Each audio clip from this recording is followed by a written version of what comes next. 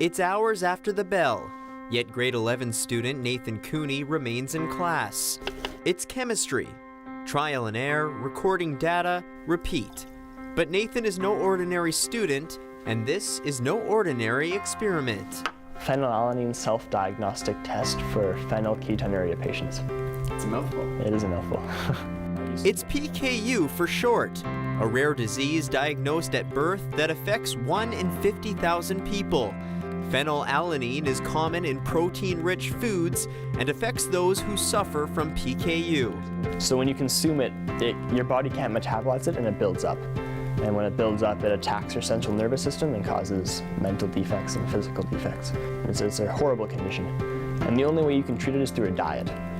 Research and funding for PKU is limited, so Nathan explored the disease for his entry in this year's science fair. He's developing a take-home test for PKU patients. 10 minutes, 5 minutes later, they know if they're following their diet strictly enough. At present, PKU patients must go to a lab for blood work to ensure their diet is proper. So it'll be a constant check to make sure they're following their diet and they don't have adverse health effects down the road. Whereas now it takes weeks to find out. Weeks to find out if you're following your diet strictly enough. You have to think back, what did I eat 2 weeks ago that was bad? So it's more of it's a rapid test that can... Practical solution. Exactly. Nathan's work began in the summer, 5 days a week, unpaid, in a lab.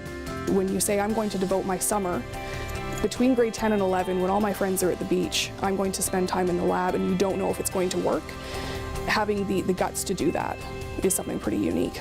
I don't know of any other high school students that will have a patent and a peer-reviewed journal article by the time they graduate, assuming that all goes through as we expect it will. It's pretty amazing. Looks pretty good on the resume. Oh yeah, yeah.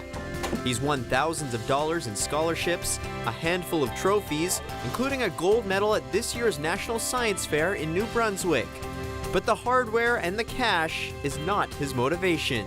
That feeling of being able to really help people kind of keeps me going, because my project this year, if it's taken to market and if it's used, can really impact the lives of people who have this condition. And that sense of being able to help people really motivates me. Meanwhile, in the UVic engineering lab, so the purpose of our project was to find a way to make fingertip gloves that could improve the grip of the 3D printed prosthetic arm. using state-of-the-art technology under the supervision of the UVic engineering department, grade 12 students Matt Treble and Andrea Chan are helping design affordable prosthetics for society's most vulnerable. According to the World Health Organization, just 2% of amputees living in developing countries have access to prosthetic care. The engineering team have partnered with the Range of Motion project in Guatemala. So there is a great need, and we hope to be able to kind of impact that in any way that we can. Working with real university students, it was a very different experience, and it felt like we were doing real valuable stuff. The project also earned the duo a trip to the National Science Fair. They've been science partners since grade 9. We have a good dynamic, kind of. Yeah. Almost like a hobby, just to keep doing it. It's really fun too. It makes whatever kind of design you want it. Countless hours, days, nights, and weekends. The two manage their high school schedules and part-time jobs around the prosthetic project. When we show people what's been done, we say, yeah, this was done by some high school students that are working, and they go, wow, like this was done by high school students, like this is terrific work. It's a lot of work, but I think in the long run, it's an amazing outcome of what we've done. The fact that it's going to be actually tested is like a really cool one step forward, so yeah. For Andrea, Matt, and Nathan, their projects are far from over, which means another summer in the lab.